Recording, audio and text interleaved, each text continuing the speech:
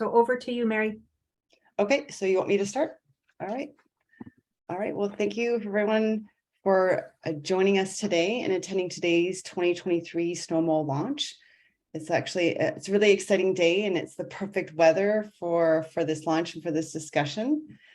The Snowmall campaign can only be successful with the participation of you, the Snowmalls, citizens of Ottawa of all ages and abilities, the City of Ottawa staff, the Council on Aging staff, and other Council on Aging volunteers.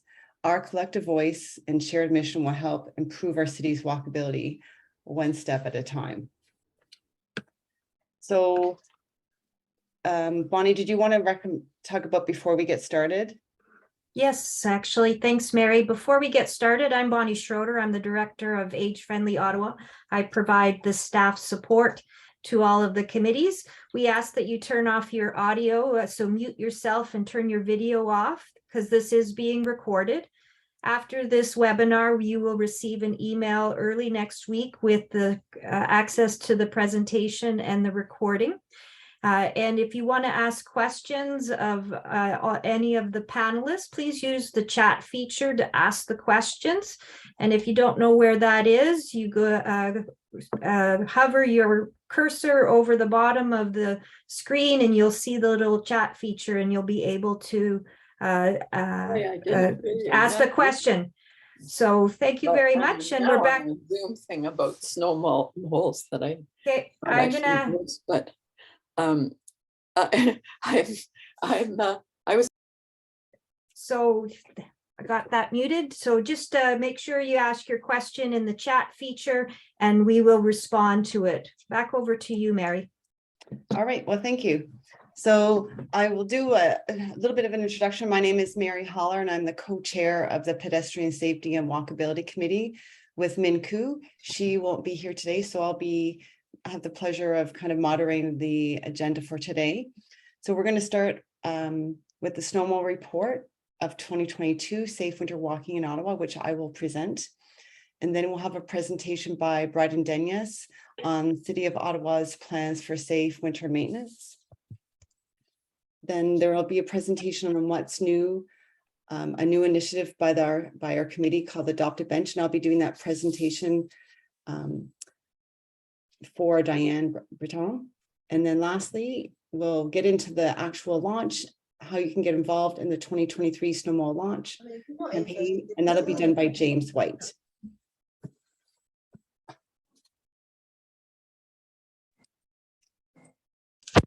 Okay, so again, thank you everyone for attending this launch today and for everyone's past participation and involvement and engagement in helping get the City of Ottawa's sidewalks and roadways safer for pedestrians of all ages and abilities. So I will be presenting the results from last year, from the last campaign. So as you can see, these are the results from January 1st to March 31st, the campaign from last year. And in our findings, you'll see that we had 270 Snowmall audits completed and 101 open-ended comments and 130 photos. The photos are always really welcome because the photo gives a really good description of the setting and the site. So it's easier for us to follow up on where the problems actually are with like an address. We can see that nearly 3/4 of the people completing the audits were over 65 and 3/4 of the people walked alone. The majority in this group are not the frail elderly or mobility impaired, as only 10% reported using a mobility aid or walking aid. And so I suspect that the frail and even the mildly frail pedestrians were inside and not out walking. Despite this group of auditors appearing quite functional, 87% still reported a fear of falling that sometimes keeps them from going out. So you can see that 31% of people used ice grips, and maybe there could be some improvement in that with more education, and then 17% use walking poles of this group.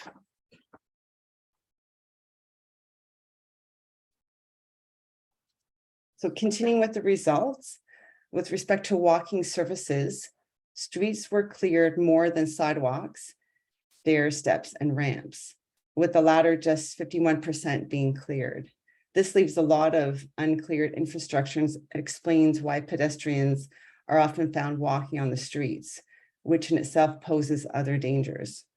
Also of note, there appears to be many stairs without handrails or railings, as railings are needed on the stairs for safety all year round for many people, but the lack of a railing is more evident in winter, as the winter conditions will often exacerbate the challenges with the infrastructure issues.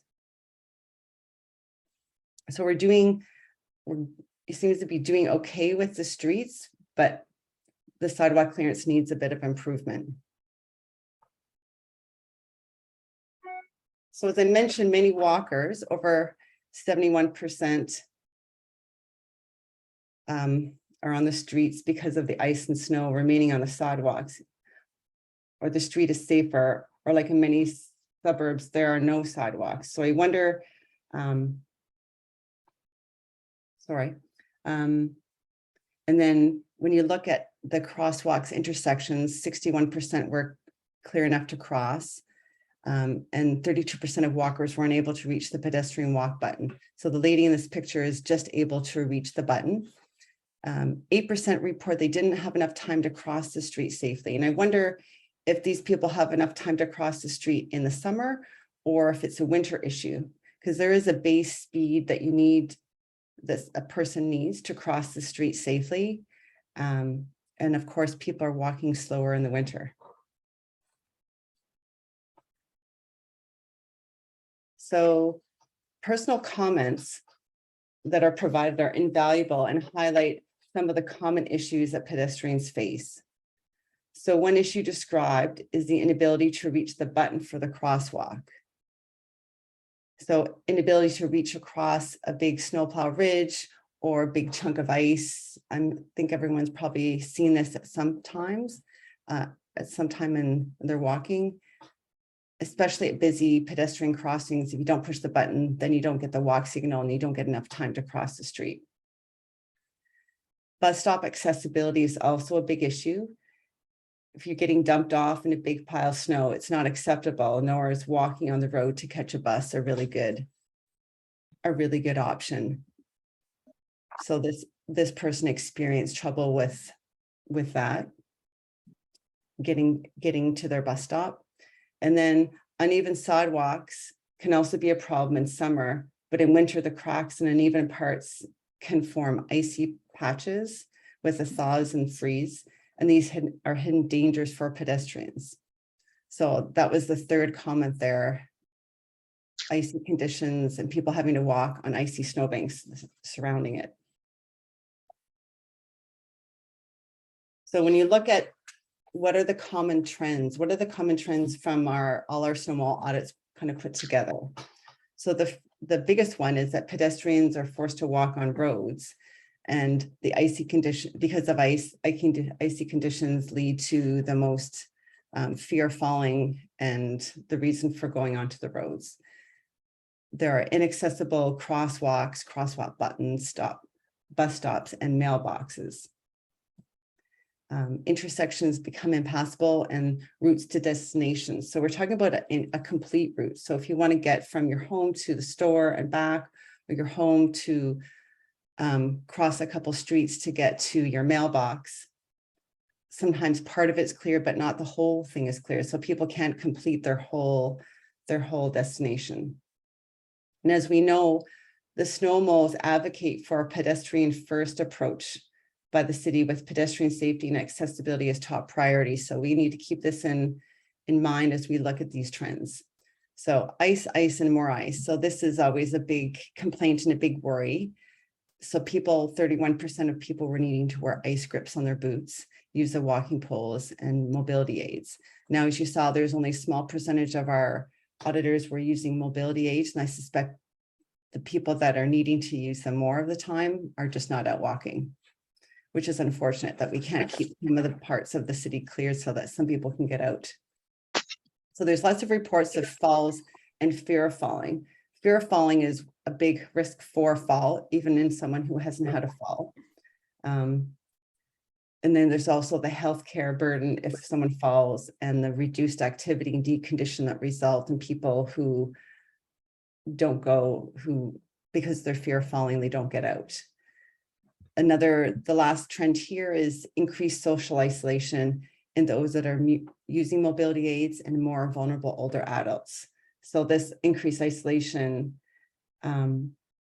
is especially in those who don't drive or have access to drivers, so they just stay inside. There's more deconditioning, there's more isolation, and it just kind of goes back and forth. And so they're going to be less likely to be ever getting out for a walk because they're going to be less physically ready.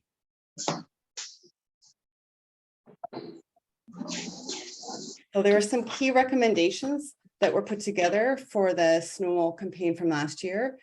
The first one is to prioritize safety and put pedestrians first. So we really want a feet first approach, so people can choose that as their first approach to get out into the city.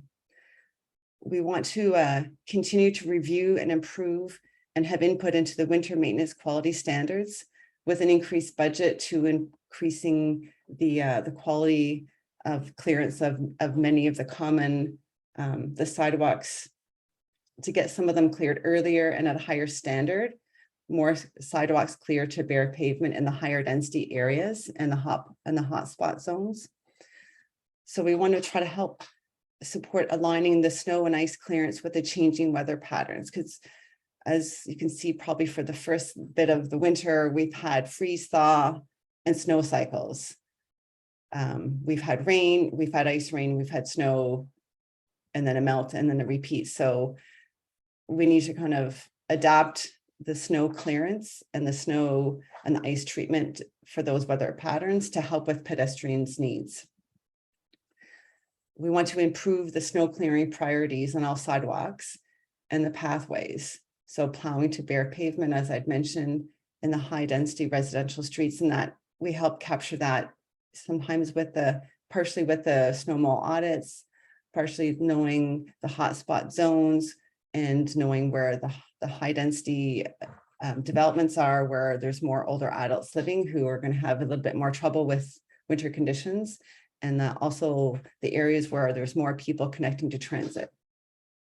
And as well, a recommendation is to be a snowball and advocate for winter walking. We want to try to recruit more people and to get more people doing audits and questionnaires to help give us a bigger voice. So one thing that we have developed is these. I'll show you here. We don't have these little snowball cards that all the leaders have. So as you're walking on the street and you see conditions and you see other people, you can pass the message along with a little business card. So more people will consider doing an audit and helping with the snowball voice, help it get bigger and bigger. So there's a few more recommendations from the snowball audits. From the first one, to provide awareness and safety training for snow plow or sidewalk plow operators. So educations for a complete trip, so that people can do that complete trip around those busy places like the community mailboxes, crosswalk buttons, corners, so that you're not jumping over a big pile of snow. And plowing for those complete trips for pedestrians.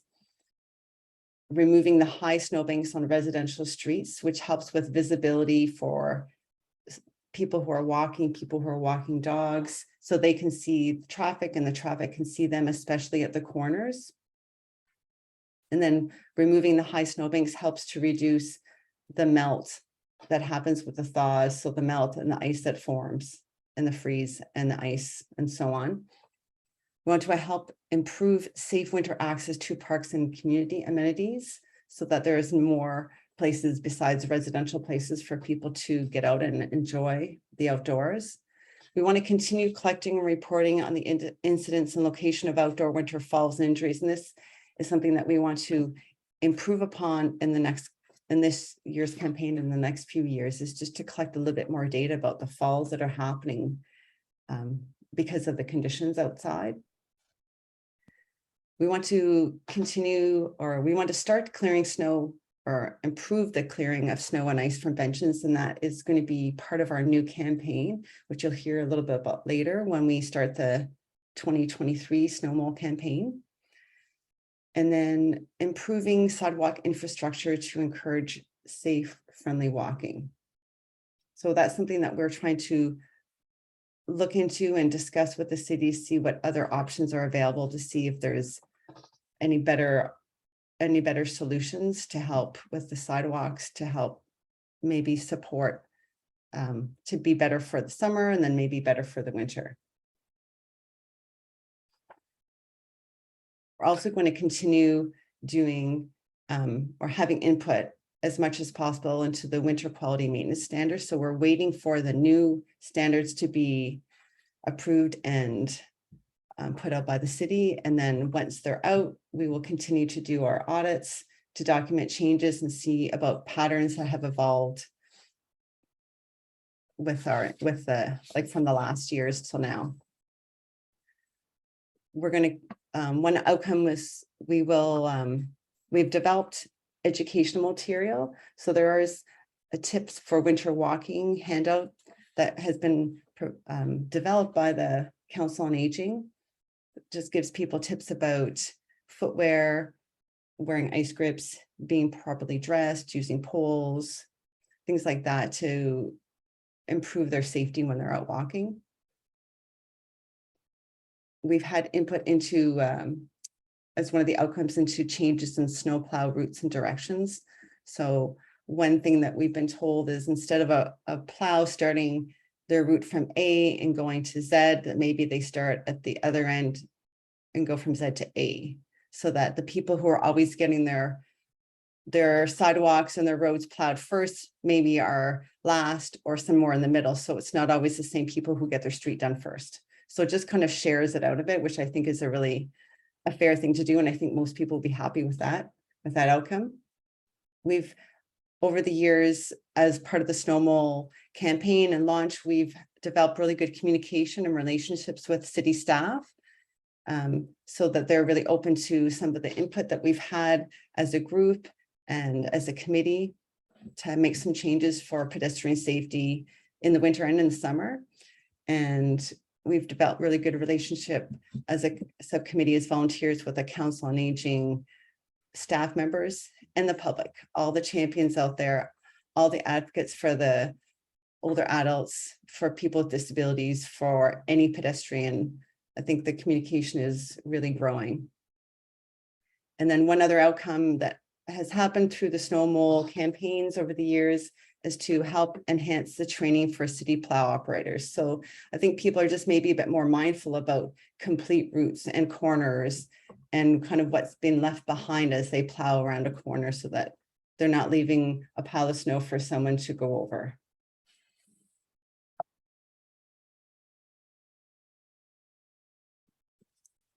So this moves on to the next part of the agenda. So I'd like to introduce Bryden Dennis, who's the manager of road operations, and he will do a presentation on the City of Ottawa's plans for safe winter maintenance. Thank you. Thank you very much, Mary, and good morning to everyone. Thanks for joining us today. My name is Bryden Dennis. I'm the area manager for urban roads, responsible for winter maintenance. So yeah, and it's a very fitting day with some snow happening out there right now. So I've got a quick presentation we'll go through, and I've already seen some questions coming in through the chat there. So we'll do our best to answer some questions after as well. So just let me share my screen here.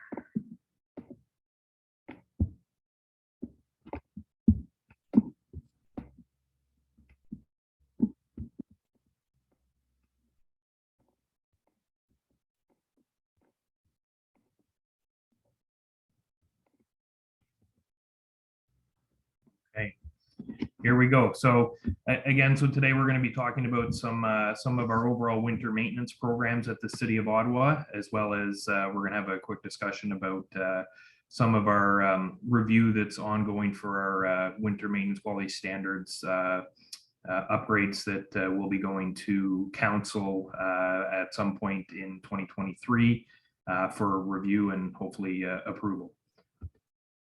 So just getting to know our city here, I think we're all aware the City of Ottawa is a very large city. We have a very dense urban area and a very large rural area. The city is responsible for maintaining over 12,700 lane kilometers of roadway, as well as over 2,500 kilometers of sidewalks, multi-use pathways, and as well as a dedicated winter cycling network.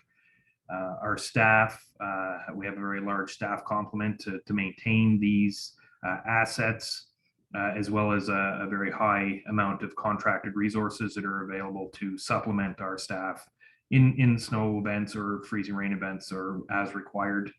And then our main, one of the main materials we have in fighting winter storm events and ice events is salt. And I know I'll go over a bit more on salt there, but we do use a fairly high amount of salt to ensure that we do have a safe transportation network as well as an active transportation network.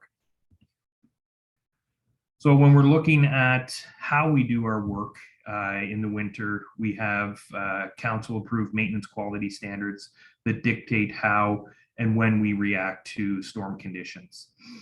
So these are set out for our roadways, our sidewalks, and bus stops, activated signals, runs the whole gamut of our winter maintenance operations. And as I stated earlier, there is an ongoing review of our winter maintenance quality standards, and the focus is really on our residential road network, all of our sidewalks. As part of the sidewalks, it does include bus stops, windrows at corners. So really the whole aspect of really looking at that active transportation network to ensure we're achieving a safe network for all users. And when we're looking at that, we're really looking at what is needed to make sure it is safe. So right now, a lot of our standards have snowpack conditions in them for sidewalks and residential streets. So we're looking at moving more towards a bare surface standard to eliminate that snowpack condition. So it's really, there's a lot of work that's been going into this for a while. And it's really set once it goes to council and it's reviewed and approved, we will see an increase in service for those assets, which will make them safer as well as easier to use through the winter season. Just so everybody understands what I'm talking about when I say snowpacked.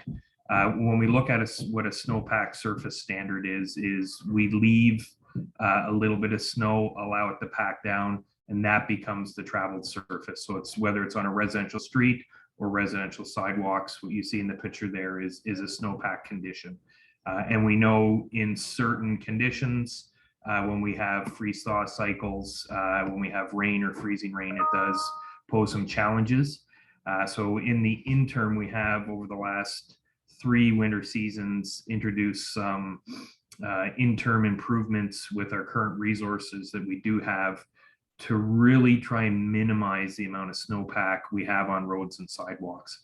And the whole goal there is to really have that awareness that snowpack conditions can lead to some challenging conditions through the winter season, and we really want to minimize that. And that's through the use of our sidewalk equipment, making sure we're able to operate during the day and nighttime hours, as well as having the material that we talked about, salt or grit, and there'll be a slide on that coming up in a bit there, to be able to deploy those resources. So I know over the last 3 years, we have seen an increase in our performance on all sidewalks and residential streets, and that will continue as an interim measure until we have fully updated new standards. When we're talking about a storm, and today's a good example, there's really 2 phases to how we treat a snowstorm. So when we're in the actual storm event, whether it's snow, freezing rain, or rain, that is our storm response. And our focus there is clearing. So our goal is to try and make sure we keep roads, sidewalks, and the winter cycling network open. We're not doing all the little cleanup, but we're plowing through, we're applying material where required, and then to keep it so everything's open.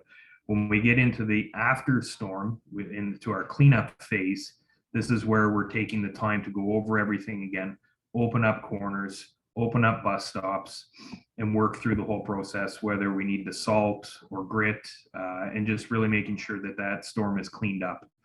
All of our maintenance quality standards have timeframes attached to them. That time frame starts when the storm event stops. So when there's an active storm, we do our best to keep it open. We could plow in a heavy storm, and the sidewalk could cover up again very rapidly after. That doesn't mean we're going to leave it. We're going to keep coming back, and then once that storm stops, that's when our maintenance quality standards time frame begins, and then we're on the clock to work through and clean that up as per our standards. One thing to note as well, when we are clearing roadways, our goal is to clear the full width of the road. Sometimes that's not always possible due to parked cars, the snow type, where we are in the season, but our goal is to really try and ensure we keep those roadways, especially in residential areas, as wide as we possibly can. We are aware there are many roads where there's no sidewalks in residential areas, and residents have to use the roads as basically for walking on. So that's where we look at that. And then one other thing we do look at is when we start talking about snow removal operations, we're looking at how much snow has encroached into the roadway. So how much does it narrow the road versus how high the snowbank is. So that's just something I wanted to clarify there. But we do have standards for when we would trigger snow removal, and that process is where we physically remove all the snow from the roadway and the sidewalk. When we talk about our material types, the two main materials we use is salt, which is a de-icing product, versus our grit, which is like a crushed stone, and that provides traction in very cold temperatures or when we have a snowpack condition. Right now, salt is really the most effective de-icing product that is out there. It allows us to quickly apply the material, which eliminates the bond of snow and ice to pavement, therefore changing the freezing temperature of that ice and snow, which allows us to have bare surface in the winter conditions. When we look at the temperature range of when salt works, is a range of 0 to -18 is an effective temperature range for salt to be effective in its de-icing properties.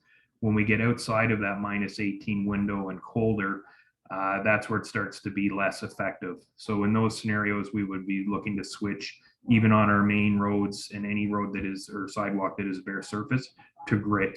And that's a temporary measure until the temperatures warm back up, so we can provide traction, and then we would get back into the de-icing product of using the ice to beat the ice with the salt.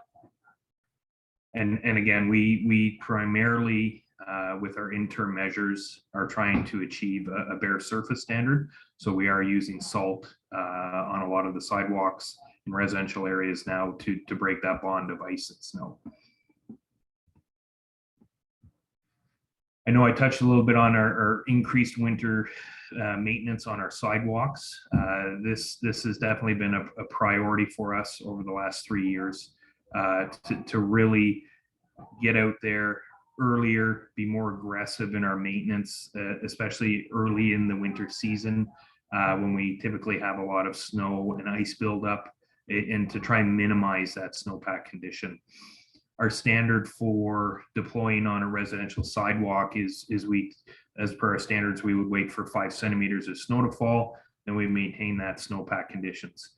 Our goal now is to try and deploy earlier than 5 centimeters, again, to minimize that ability for the snow to build up and pack on, and then utilizing the de-icing agents to break that bond. That work will continue at the higher maintenance levels that we're currently providing, again, until we have a finalized process and approval of the new maintenance quality standards from council. So just a couple did you know items here. We talked about clearing the roads for road width, not the snowbank height. One thing that we do prioritize is sightline issues. So at intersections or corners, we do prioritize snow removal at those locations. If visibility is blocked, if there's a service request that comes in about that, we would action that as a priority, as well as our staff and supervisors would be monitoring those conditions.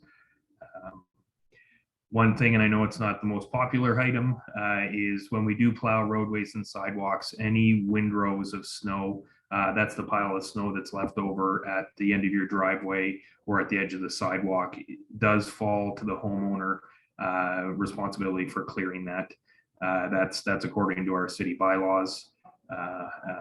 We do have programs in place for support if residents do need support through our Snow Go and our Snow Go Assist program, where there can be some funding supplemented for those that do require it.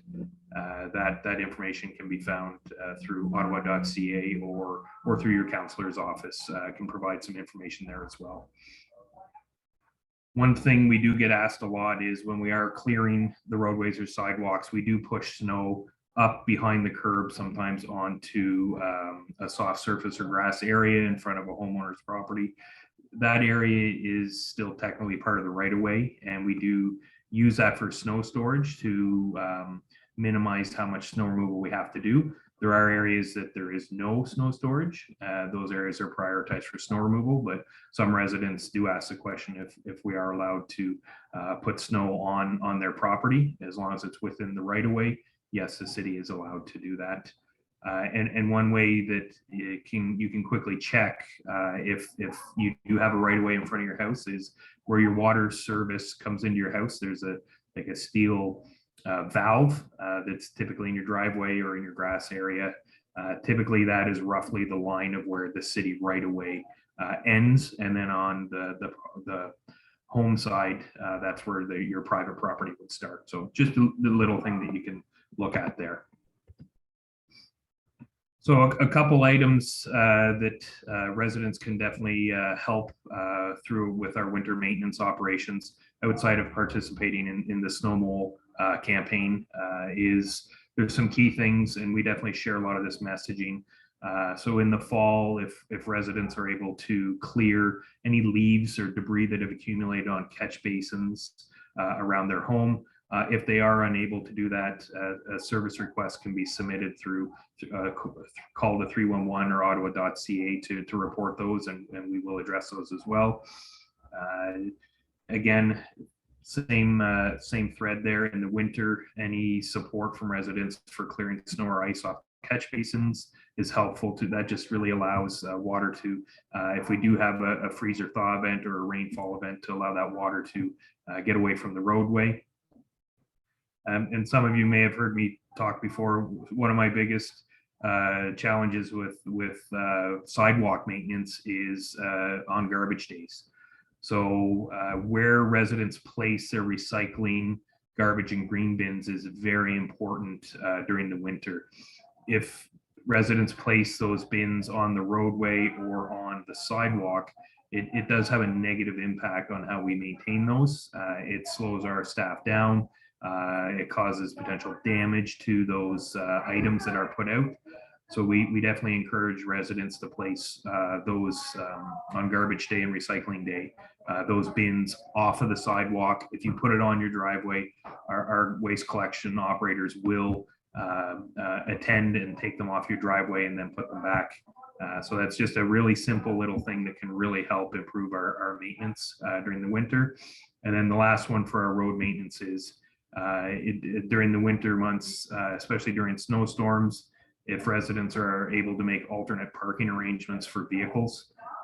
The challenge with vehicles parked on the roadway is it allows the roads to become narrower more rapidly because we cannot properly clear the roadways back to the curb, therefore causing potentially issues where we cannot drive our equipment down the road, or even emergency service vehicles cannot access the roadway. So that's just another one that is very helpful if residents can do that. And one thing I want to point out, our priority during any weather event and through the whole winter season is to keep our community safe. Any users of our roadways or our active transportation network, our priority is safety. We want everybody to be able to go where they need to go in a safe manner and get there when they need to, and again, safely. A couple items that come up frequently, especially during our communications out to whether it's media or to residents and councillors, is there's a couple other items that can be very helpful. Our equipment is typically very large. It is slow moving. They're out there. Our staff are trained, skilled, and they're out there performing their assigned tasks. If residents, whether they're walking, driving or cycling, is really important to make sure those operators and equipment have space to work. Sometimes their vision is impaired just because of the operations they're doing. So it's really keeping back. I like to say the safest place for any cyclist, pedestrian, or someone driving is behind the snowplow. That way, you know, it's clear. They've done their work and it's safe. We definitely we struggle sometimes with users, especially on the roadways, trying to pass our equipment that's out there. That is definitely a dangerous condition for our operators as well as any other users of the roadway. And then the one last thing, and it probably could have been on the last side there, is it's really important to understand when you are clearing your personal property, your driveway, your walkways, where you put that snow can really impact our network and how we do our maintenance. Residents are not allowed to push snow out onto the roadway or the sidewalks. It falls under our use and care of roads bylaw. We highly encourage residents to ensure they have storage of snow on their property and work with their private contractors, if you do have them, to ensure that snow is being managed properly. We do receive a lot of service requests for, say, unplowed sidewalks, that when we attend, we have plowed the sidewalk, but the snow from the private contractor or homeowner has been placed on the sidewalk, therefore blocking the sidewalk, and that means we have to redeploy resources to clear those sidewalks out again. So it's definitely an inconvenience and challenge for any users of those sidewalks. If you do see issues out there, when you're walking, cycling, or driving, there's a couple options you have to be able to report those.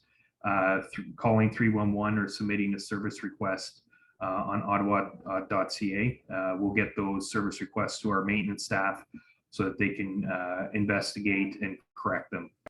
One thing I do want to point out, when we are in an active storm event, so our storm response, service requests are not required because we're out working.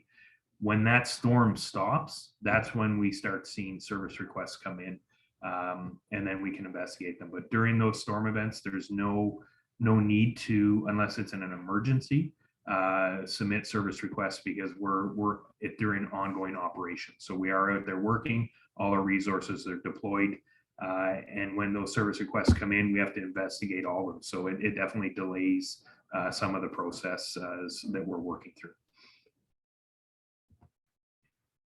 And then that's what I've got. Tried to be short and sweet, but Mary and Bonnie, I'm not sure how you want to deal with the questions, but definitely have some time for questions.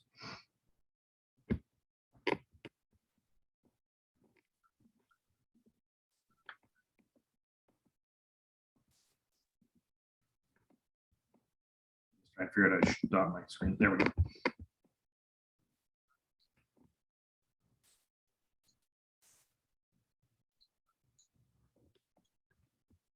Oh, I think we're planning to do the questions at the end. Are you able to stay to the end? Right. I can definitely stay to the end. Yes, not a problem. Okay. Anyways, thank you for that presentation. I know it's a huge undertaking to clear snow. And it's, I think, even a bigger undertaking in a city like Ottawa that's just so sprawled out. I mean, it's great. It's great to be in like a Canadian city that has so much green space and we're all spread out, but then it just creates more challenges in the winter for snow removal and to get it cleared as fast as possible, as safe as possible. So I guess we need to do lots more auditing and working together. And so the next thing that the Snow Moles would like to present today is the Snow Moles Adopt a Bench. This is a new initiative this year. It's initiated by Diane Breton, and she can't be here today, so she's asked me to do the presentation for her. So this would be the 6th year that the Snow Moles will ask the question, is bench seating available to rest on your route and cleared of snow? For the last 5 years, the Snow Moles collected data have shown that there is city bench seating on many routes, but in over 50% of reports, the benches are not cleared of snow and ice and not available for winter walking pedestrians who would like to rest on their walk.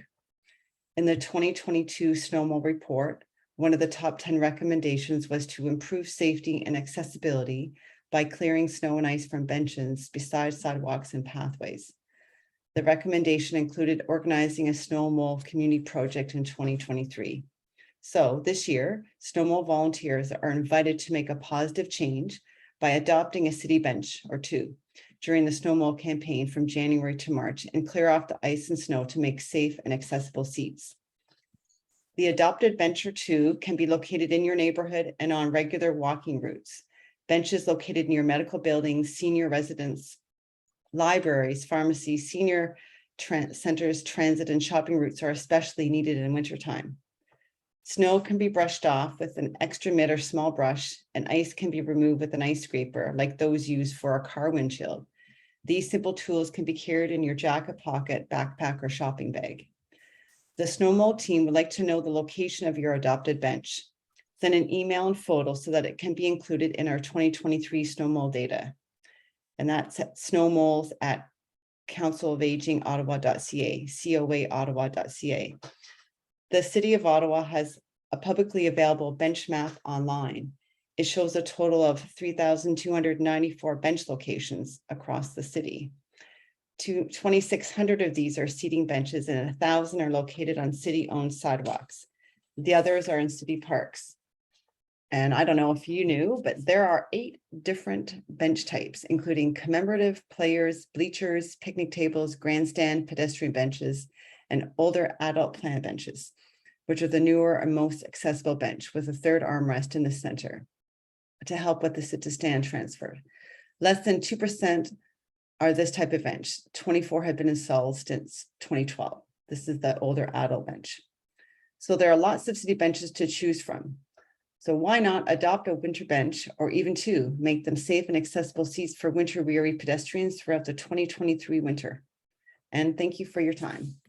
So that's the message from Diane Breton about the adopt a bench. So we're hoping that we can clear a few more benches this year, especially in those accessible areas where, or the areas where seniors are walking often, to give them a rest on their way. And then the next thing we like to do is introduce James White. So he's our community leader. He's our newest pedestrian safety and walkability team member. And he has agreed this year to be the leader of the Snow Mole launch. So I'm going to pass it off to you, James. Hi, thank you, Mary. I've taken over for Diane Breton this year. So I'm just going to tell you quickly how you can get involved with being a snow mole.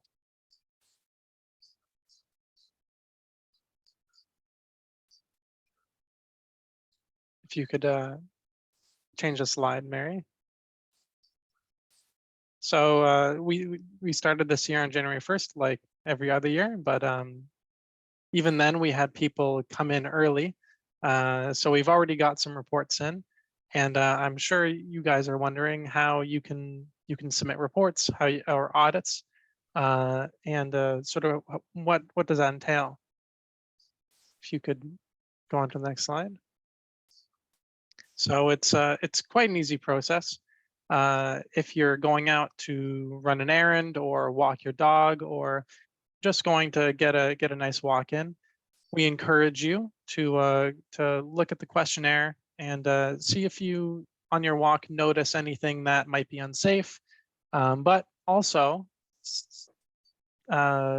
pieces of infrastructure that look pretty well cleared. And I think it's good to recognize both, where we have snow that is pretty walkable during the winter, sidewalks and pathways that are very walkable, and others that are not so much.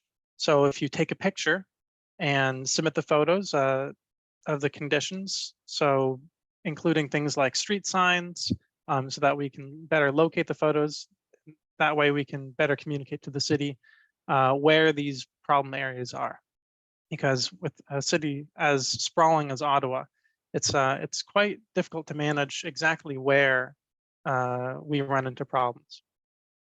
So if you go online at that coaottawa.ca /snowmoles, you can submit a questionnaire online. Alternatively, you can mail it in, but online is how we do things nowadays mostly. And if you have any questions on how to better get involved, you can let us know. So next we'll see what the questionnaire actually looks like, what kind of pathways there are, sort of what surfaces you need to walk on, if you need to use, if there's like a ramp or there's steps. You know, when there's the divots in the sidewalks, often those can be difficult to clear and very necessary for people with lower mobility. And if you are walking often during the winter, we find that it's much more easy to walk on the road than the sidewalk. And that's something that we want to keep track of as well, because we do want people to walk on the sidewalks as it's much safer. But occasionally if it's a really icy sidewalk or it's totally impassable by snow, we want to know where and if that's the case. Other things we look at are things like how passable are intersections, if you can reach the buttons that you need to press for pedestrians to have the light to go, things like that. If you have enough time, is there enough clearance for the curb with the amount of snow, and how big are the snow banks? Sometimes they're manageable, but often they're not. And especially if you get slush in there, it can be you can get a real soaker in your boot. And some of the fewer remaining ones, the newer ones, are bench seating. We mentioned our Adopt the Bench program, and often you'll find that especially in the winter, you get tired while walking, and you'd like to take a seat, but there's nothing around, and it's a real shame if that's the reason why you're not out doing things. As well, stairs and steps, those can be very dangerous. So it's good to know where those problem areas are.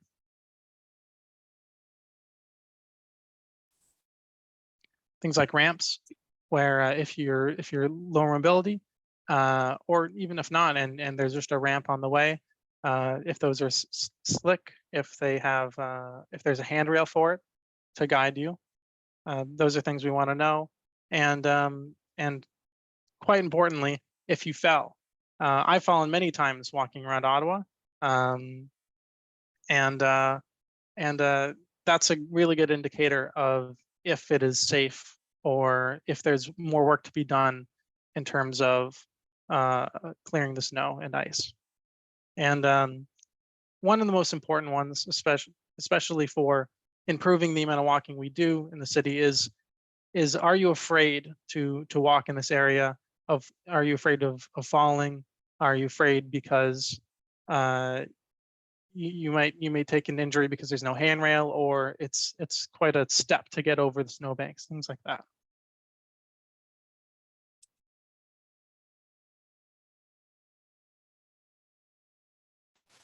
So here's where we have our community leaders. You can see we've got them pretty spread out, but it's always nice to have more people in an area. It gets better coverage, and it's really nice to have more areas covered. So if you notice that your neighborhood is not on here, or you know people who might want to get involved and they're in a neighborhood that's not listed here, then it's highly encouraged that they get involved, submit a couple audits, and help improve the winter walkability in your area. So you can see in this picture a good amount of slush. If you're using mobility aids, it can be quite difficult in there to get by. So if you see something, say something. It's it's much better for everybody if these problems are known, especially the more serious ones. Also to encourage you for pictures.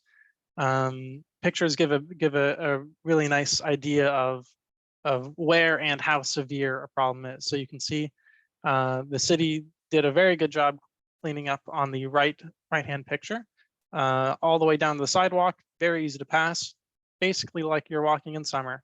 But on the left one, not so much. So it's really nice to sort of get that visual component of how dangerous it is, as well as to show people on the next year what kind of conditions there were the last year.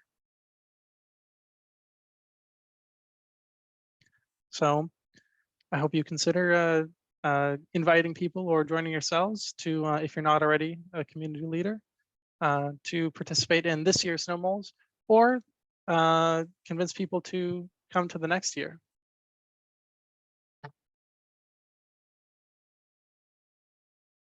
Thank you, James. Thank you for the great overview of how you can be a snow mole, what the questionnaire looks like, how to do an audit.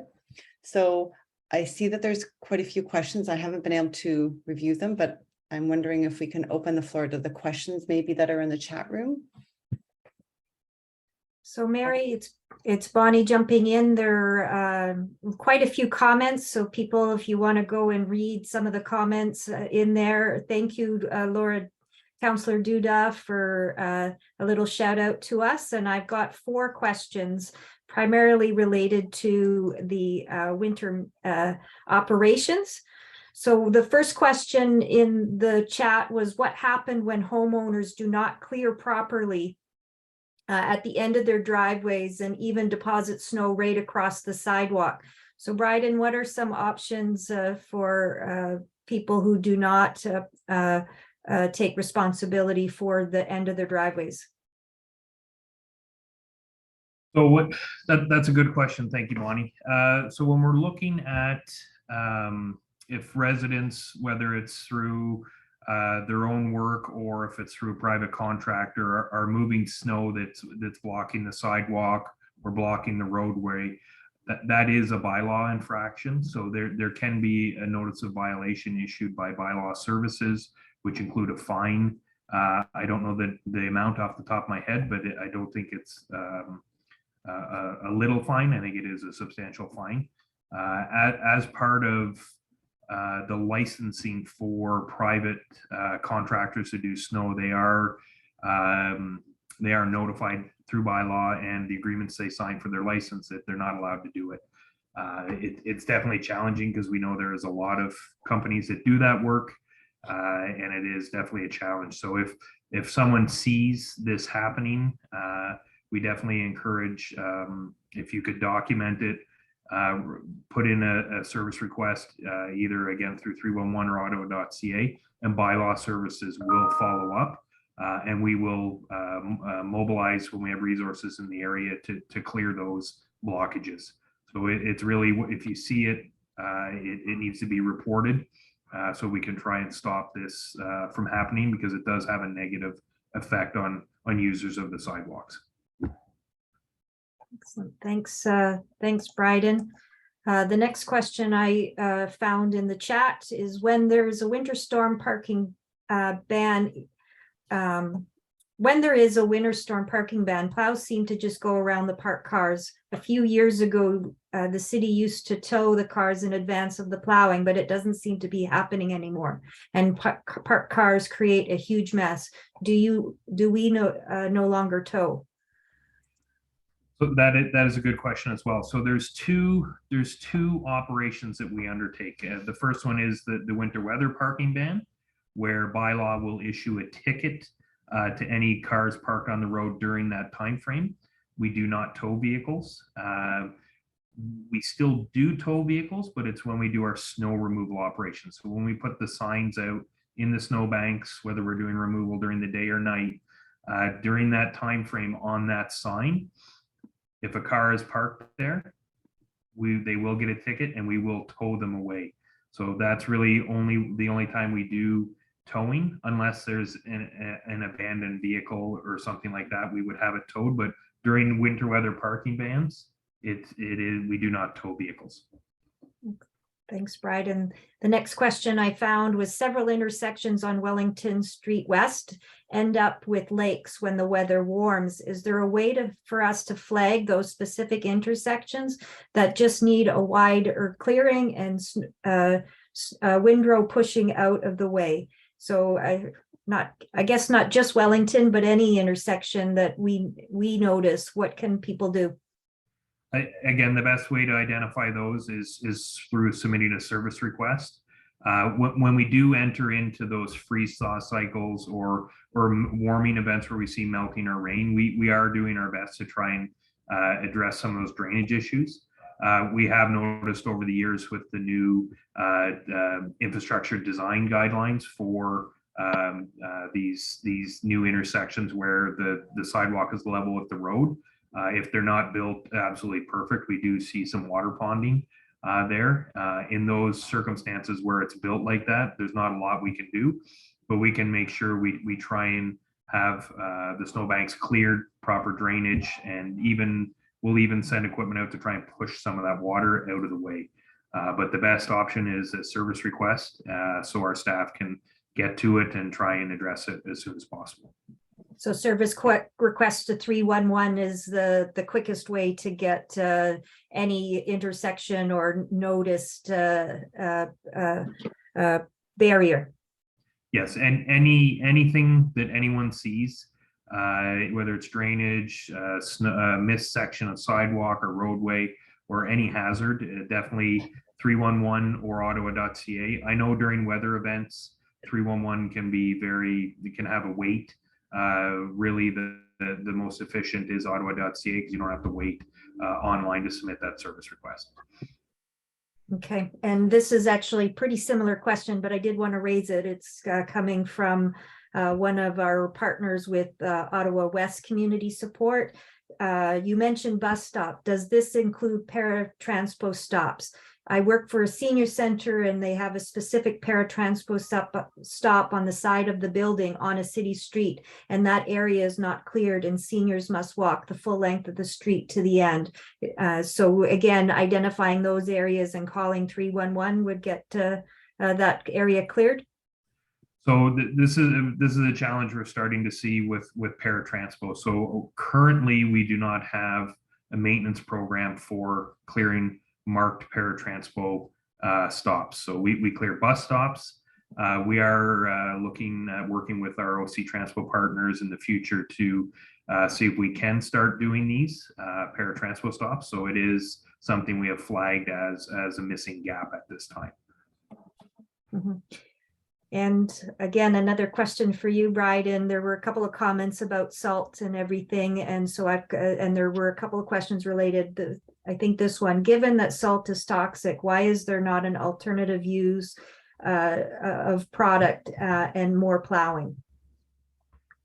That's a good question, and we hear this a lot now with especially with on the environmental side. So I'll start with the plowing. So part of what we're trying to do, and that'll be identified in our new maintenance quality standards that'll go to council, is we want to do more of that. We need additional resources to be able to plow more frequently, and again, that the whole idea there is to minimize that snowpack, condition. So if we can minimize it, it means we need less material to treat it and we can get over our network faster. So that's for the plowing side. So we do recognize that. For the salt, right now, salt is really the only cost-effective de-icing product on the market. It is really one of our main tools. I will say we do have measures in place to allow us to minimize the amount of salt we use. So when we look at how we spread our salt on our roadways, we do pre-treat our salt as it comes off of the truck with calcium chloride. That allows us to reduce our salt usage by 20% versus not treating the salt. When you look at our sidewalks, we're actually running a pilot project right now at one of our maintenance yards in the downtown core, where we're utilizing a pre-treated salt on sidewalks now as well. So that salt is pre-treated with calcium magnesium chloride. It has some organic compounds in it as well to minimize the other chlorides, as well as a coloring agent. So anybody that's been walking in the Parliament area, Centertown, you may have noticed where you'll see blue salt out on the sidewalks. Our goal there is to test this product to see if we can utilize it to minimize how much salt we use compared to non-treated salt, specifically on sidewalks. So that's the end of the questions I found in the chat feature, Mary, and I have one hand up in the corner if Wendy wanted to ask her question. I have two questions. My first question is, what is the city's budget for snow removal? Our winter maintenance budget is approximately 80 to $85 million per season. And is that sufficient? When we look at our budget for winter maintenance, we're held accountable to our maintenance quality standards. So we will never stop maintaining. We have the ability to overspend our budget if required. Okay, yeah. I just wonder if the city is proactively budgeting enough for, this thing called winter that always comes. Mhm. Yeah, I think the key there is we have to achieve our maintenance quality standards. Right. We're not going to stop maintaining the transportation network. Okay, good. And my next question is how, and maybe I'm just being introduced to this snowmobile. So I'm just ignorant to this, but is there, like, how do I know which benches have already been adopted or which ones are like need to be, or something like that? As it's our first year, we don't really have a coordination of benches because we're not sure how many people the snow mows. So I guess Because if like you it was see- mentioned that there's over 3,000 benches, right? Yes. So, and some will be in places that people aren't going to be walking by in the winter. oh, for sure, I in understand that. parks Yeah, that aren't cleared. So I guess Yeah. if you go by a bench that's in an area that you think there's enough people walking by that would like to use it, clear it. If it's cleared already, great. okay. It's going to be a bit hit and miss this year until we kind of figure out how many people actually adopt this new. So it is a new initiative. Yes, it's new, and we're just kind of looking to see if it makes any difference in the audits. People are noticing benches are cleared. And it's So- kind of for all ages. We're hoping to get there's a bit of an initiative to have some of the groups that are working with children, like some of the, like Andrew Fleck per se, like when they walk the kids for their walk, the kids Right. can just clear the benches of snow with their, as part of their play. So we're just hoping to see if it's just on a volunteer basis without a lot of coordination, if some of the major ones will get cleared. So out of the 270 audits that, you guys got last year, was it a significant amount around the benches? Like, what is it, something that is like a noticeable enough by people that are, trying to look for issues? So is it a big thing? Is that why this initiative has been? Let me just look it up here.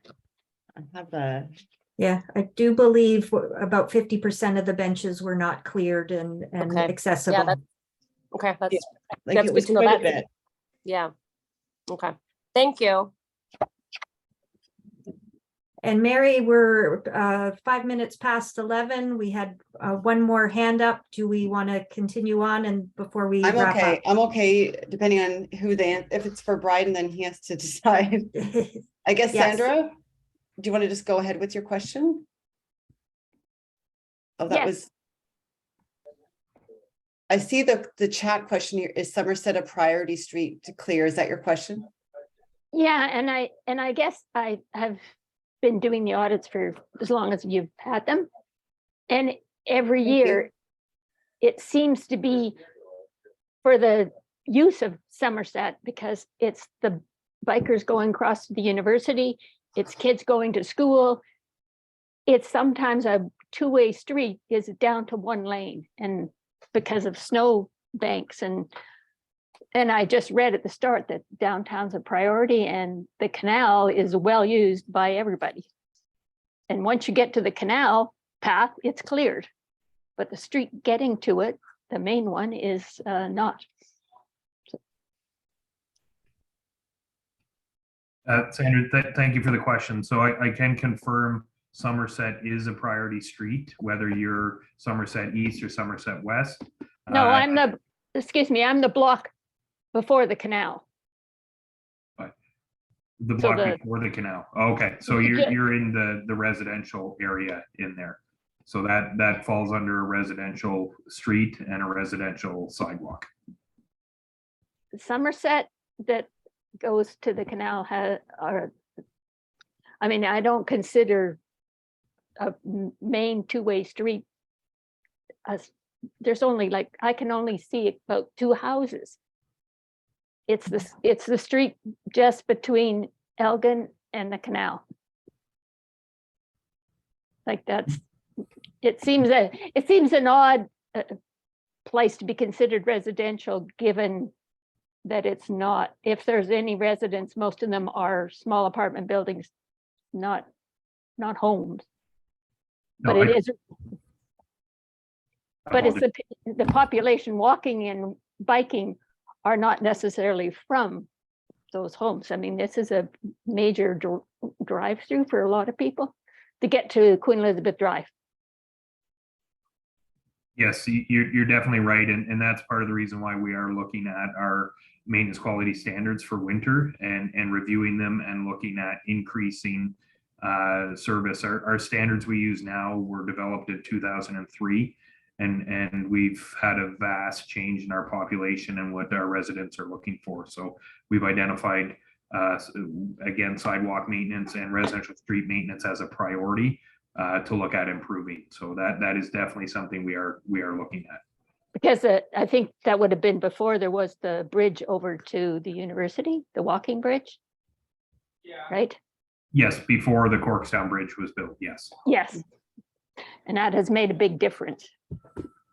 So another advice we always give to people emailing us is to make those reports through 311 ottawa.ca or talk to your city councillor. Many of our city councillors are very supportive of winter maintenance and safe winter walking. So Mary, I think that's the end of the questions. I'll hand it over to you to say a final farewell. Well, I have one question. I just wondered if Bryden knows when those winter maintenance standards, like the new ones, are going to be public. I do not know when they're going to be public, but I do know we're aiming for 2023. I don't know which quarter. It'll probably be quarter 2 or 3. They will be going to Transportation Committee and then Council. Okay, because we'll be looking forward to those, reading through those, seeing what the changes are, seeing what changes we can help support. And the other thing I wanted to say, and just reading quickly through the chats, somebody was asking about, somebody mentioned that it's unsafe to wear snow cleats with salted roads. And I don't want to talk about that here, but I'm wondering if there's more to be discussed. Maybe you can email me. That person can email, because as a physio, I'm just curious that you feel that way, because I've never really had that reported to me in my work. Anyways, with that being said, I'd like to thank everyone who attended today. I'd like to thank the speakers for their time, their enthusiasm, for their support, their encouragement as we start off this snowy day with our snow mole launch. And as was mentioned, we already have, I think, 25 audits already completed and photos. So we're looking forward to getting a whole lot more. And again, reporting what's been done well and what we need to improve so that we can kind of improve the city as time goes on for everybody. So I hope everybody has a good day. Stay safe. I hope don't get out too soon. Wait till the city comes by your street. Today's garbage day for me, so I'm looking at where all the garbage cans are, if they're in the right places on my street. But anyways, thanks everybody. Oh, so somebody asked about my email. It's in the presentation. It's on the website as well under snow moles, but I can give it to you quickly here. It's my first name, Mary, Mary, .Haller, HALLER at Brunt, BRUNT.name. And Bonnie, maybe we'll post it in the chat. But yeah, I'm happy to hear comments about that. Just along that line, for people who are looking for the pedestrians out there who are looking for safer boots or cleats to wear in the winter, you can go to the website ratemytreads.com. So it's an independent organization in Toronto that does a very objective rating in this 3D lab of winter boots and boots that you can buy in Canada, like not boots that you can only order from the US or overseas. So it's boots in Canada, and they give it a snowflake rating as to how much traction it has, because it's not really what they look like, it's what they're made out of that you can't see. So your next pair of winter boots, if they're a better pair of boots and the city does its job, we're all going to be staying on our feet. And with that, I'd like to thank everybody and say have a good day and say goodbye.